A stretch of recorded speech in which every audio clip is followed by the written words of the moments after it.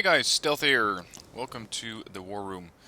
Now, quite surprising, but it's already episode 31, which means that I've been doing these things for pretty much half a year, even more over half a year, because I believe that at some point I stopped for, let's say, 2 or 3 weeks.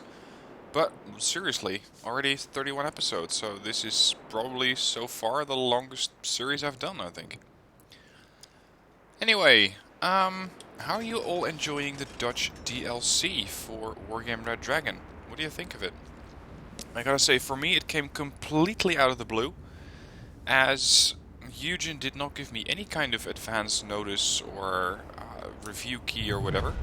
I was rather surprised at that, because normally, if you have a DLC or if you have a new game that you want to show off, usually you reach out to your YouTubers and you go, hey guys, I got a new thing, could you put it up? We have an embargo till this date.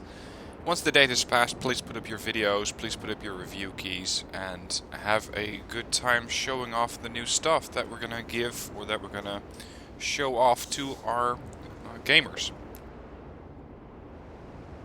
Eugen, apparently, does not have that mentality. So, I was away Thursday, came home quite late in the evening, and I thought, well, I'm not gonna hop onto the computer anymore, I'll just see what's going on tomorrow.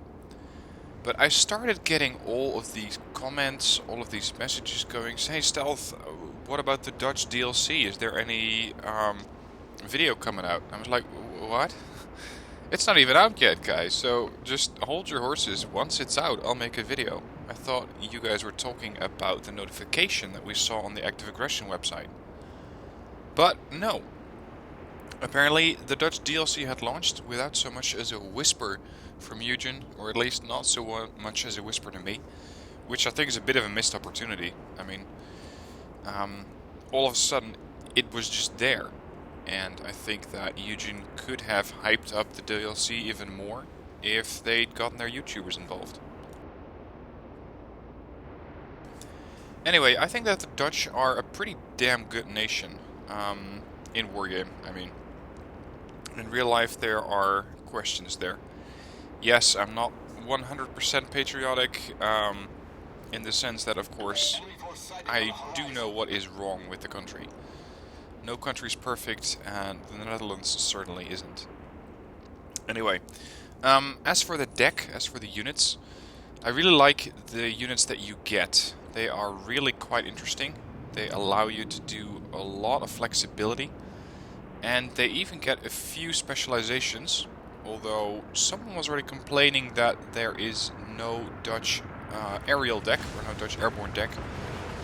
The person was quite upset with it, because it meant that he or she, probably he, let's face it, it's Wargame, he could not do a deck for the Dutch and call it the Flying Dutchman, which, well, I suppose it's fair.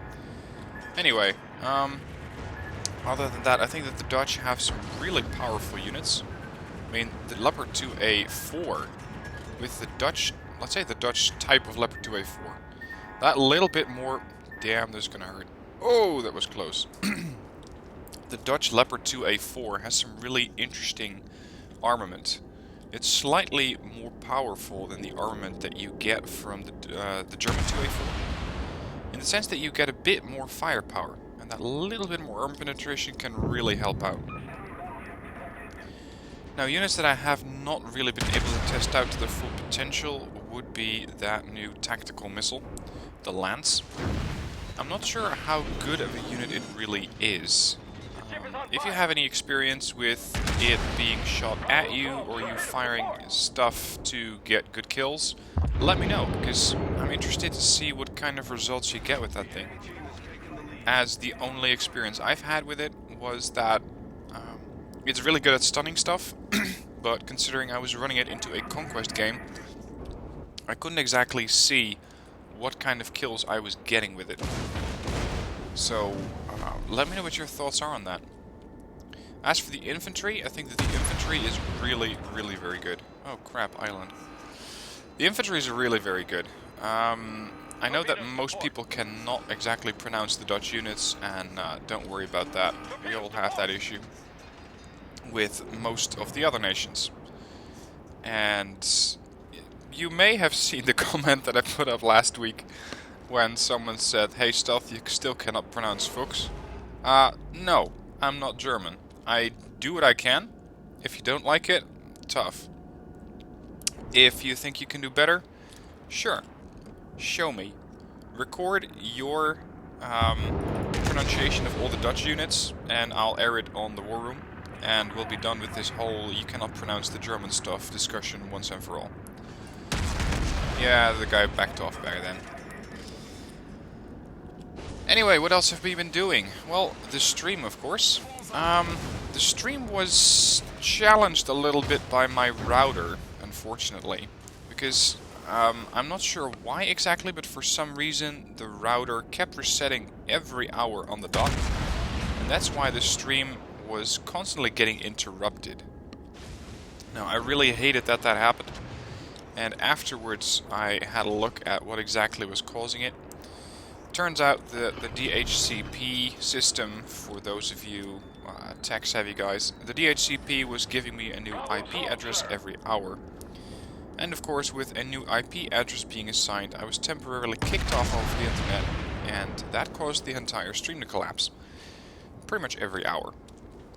Which I really hated happening, because it meant that once I was in a game, and getting into a game really did not take that much time with all the new influx of players. Once I got into a game, I was not sure if I could finish it, because I would get kicked out after about anything between 2 minutes and an hour. So that is something that really grinded my gears during the stream. Other than that, I did have fun. It was pretty historically themed. We did pretty okay there, but I'm gonna have to control which units are used even better next time around. Because let's face it, at one point we had, I believe, S-tanks slugging it out against what was supposed to be an Argentinian deck. That was just completely ridiculous. So stuff like that, I'm gonna have to coordinate that better next time around. But I gotta say, there were a good number of you guys watching. Far more than I've had in past streams. Considering that, I believe the past streams, the top amount of users or viewers I got there was, I think, about 45, maybe 60 at the best point. Right now, the best point was 115 is what I saw. So, thank you all for showing up. And I know that there are going to be some time zones which just got left out because it was either middle in the night for you guys or very early in the morning. I'm sorry, but there's no way that I can accommodate every single time zone. It's just really, really hard. And considering that most of my viewers are based in the US, I try to get most of the viewers into the single time zone, or into the, or sorry, I tried to pick a time zone that was fortunate for most people. And that resulted in the time that I picked.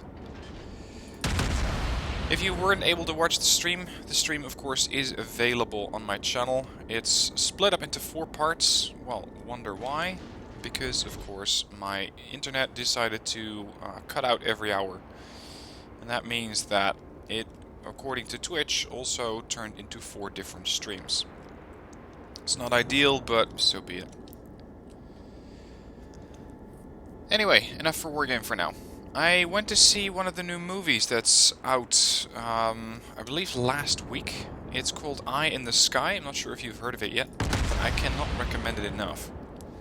Eye in the Sky follows the whole problematics around drones and drone strikes. Because in the movie you follow, and I'm not going to spoil it too much, in the movie you follow a situation where there is a suspected terrorist, someone on one of the US wanted lists, and not only the US wanted list, but also the British wanted list. They have them contained into a home, they know where they are, and they are either going for a capture or a kill. They're not quite sure yet. The mission intention is capture. But it turns out that that is not quite possible, and then the problem becomes much, much more severe in the sense that people have to start picking between, do we save one life now? One confirmed life now?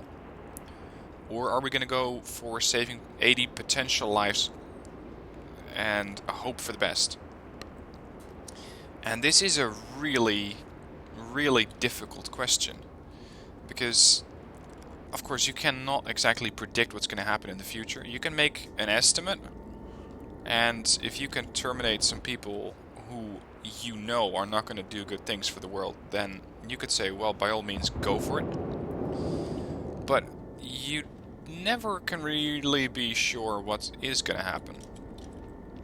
Except in World of Warships, where I'm going to get my ass handed to me by sailing into 4 different ships.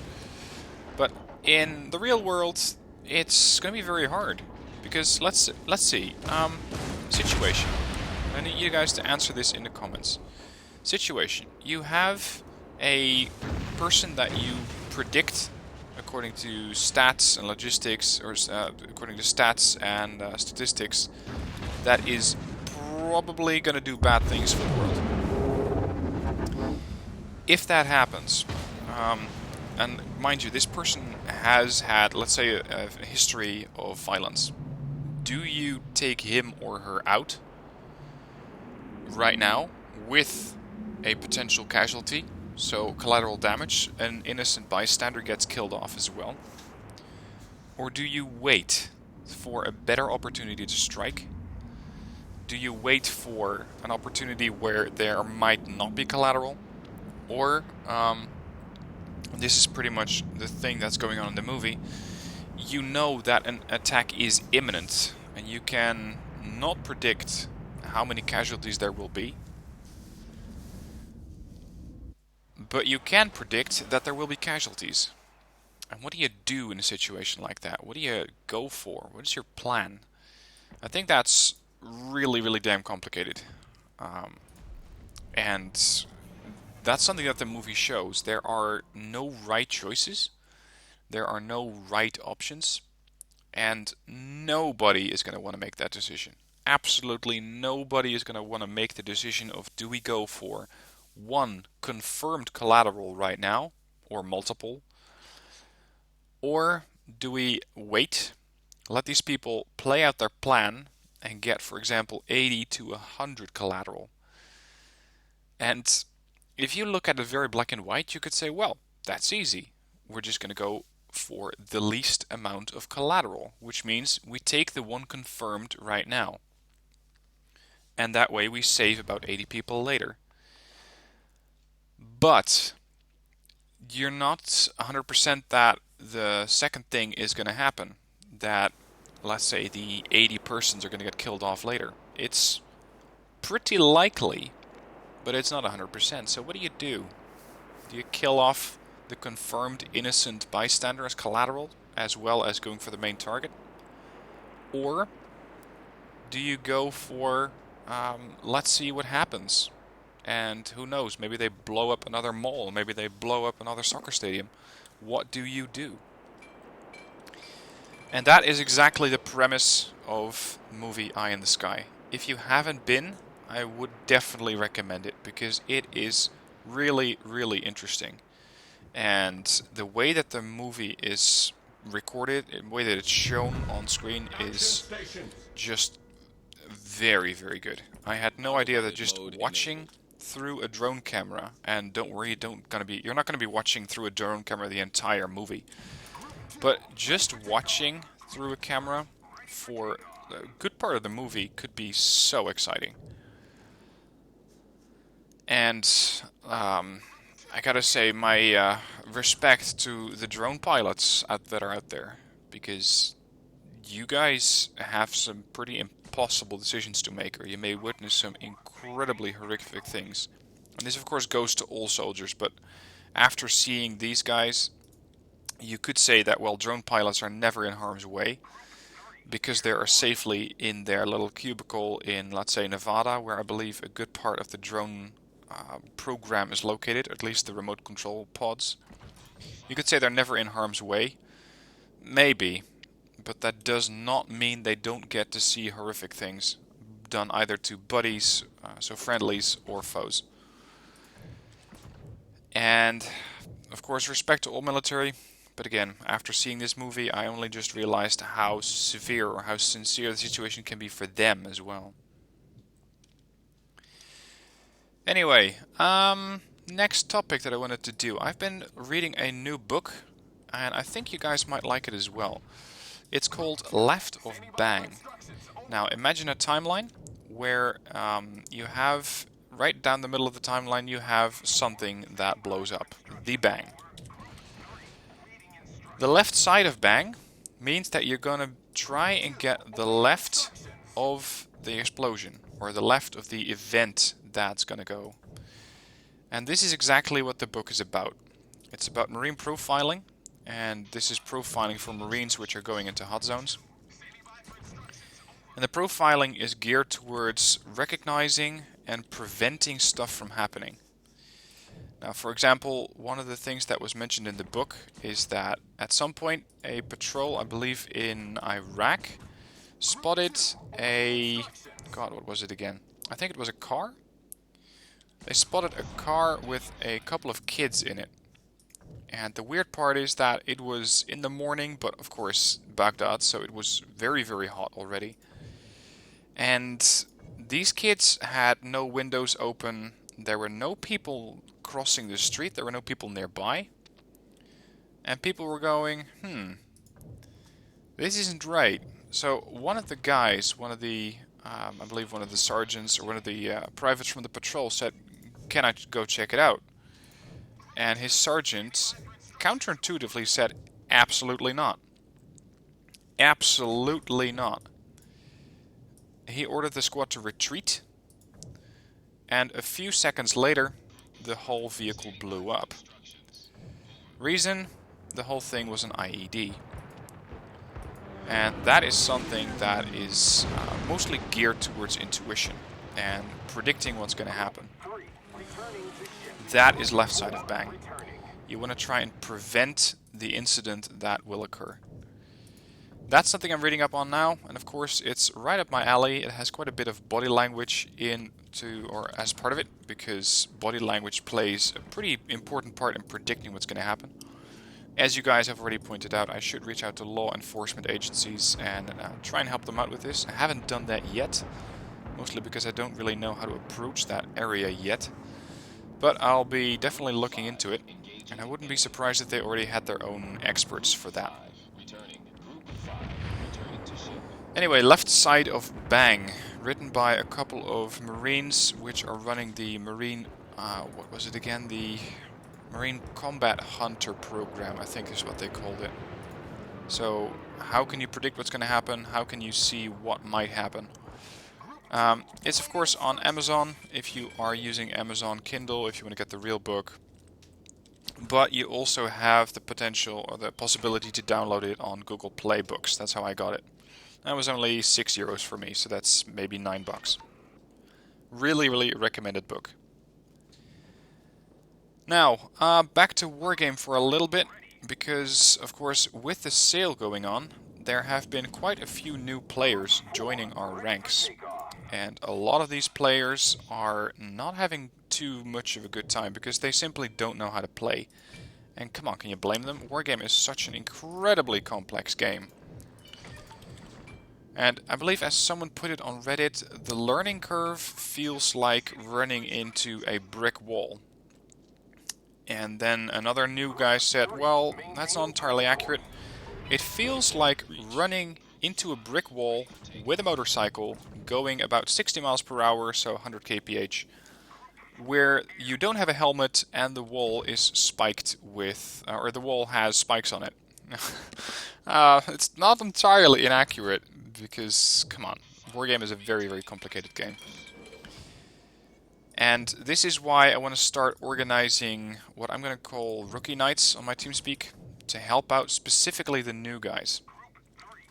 What do you need to know about Wargame? How do you play it? What do you need to be aware of during matches? I'm not quite sure if I'm going to be streaming this yet. Let me know what your thoughts are on that in the comments down below.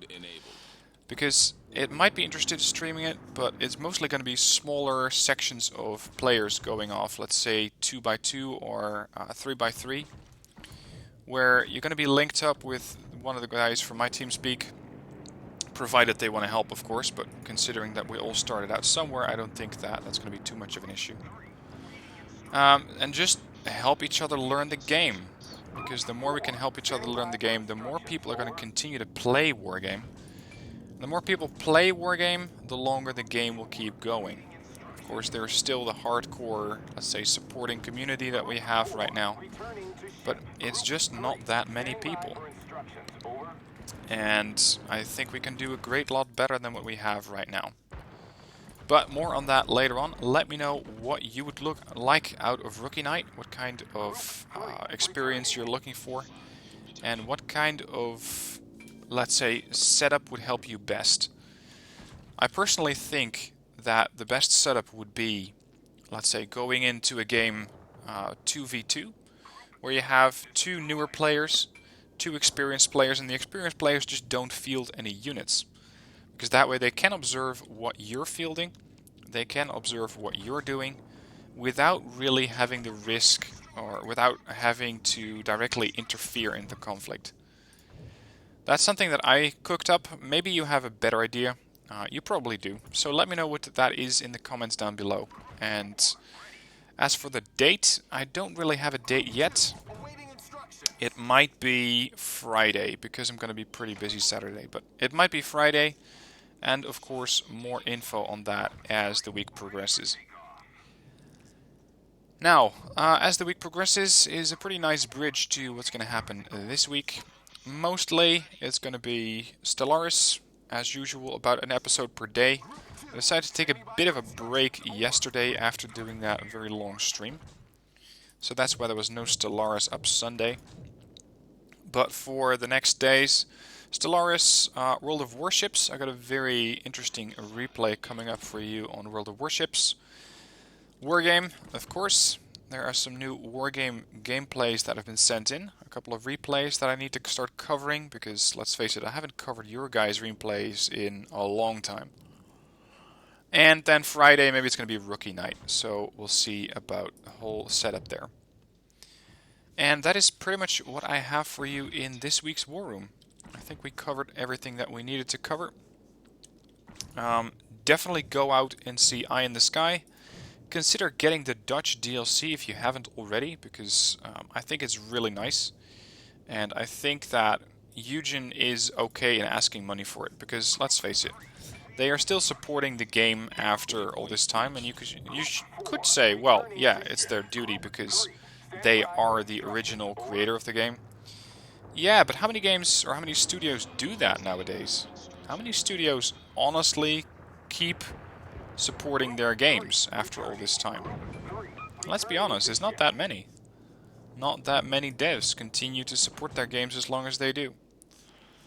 So if Eugen needs a bit of money influx, and come on, we can't blame them.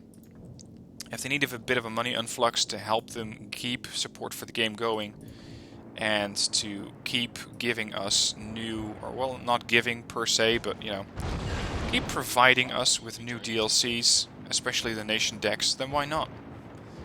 Why not help them out that way?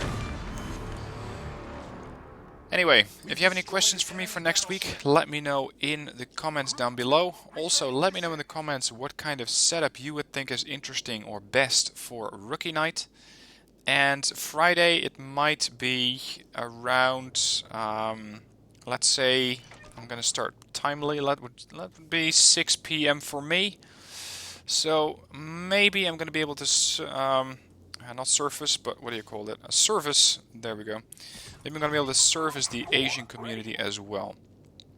Anyway, hope you enjoyed this week. Make it a good one. Thank you for watching. Thank you for watching the stream. Have a good week, and I'll see you soon in new videos. Thank you for watching. See you next time.